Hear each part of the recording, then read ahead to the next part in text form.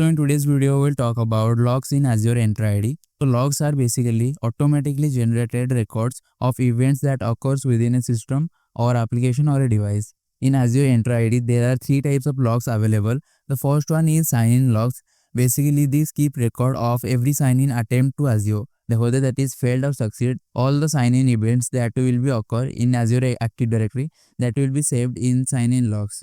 These will record who signed in, when signed in, and from which device they signed in to Azure Active Directory. This is mostly used for detecting unusual login activity and troubleshooting user login issues.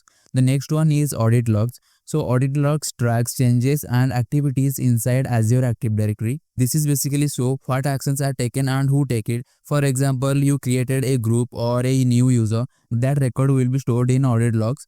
This is mostly used for checking admin's actions and verifying security changes. The last one is provisioning logs.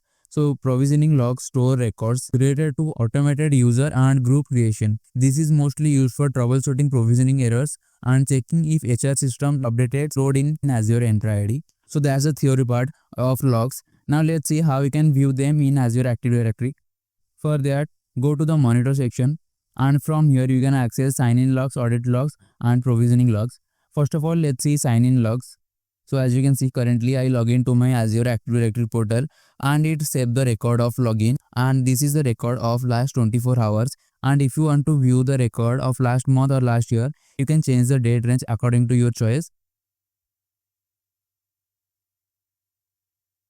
Now you can view all the logs of sign-in in the last 1 month. Now let's see audit logs. In audit log, you can also choose a range of time to which you want to view the logs.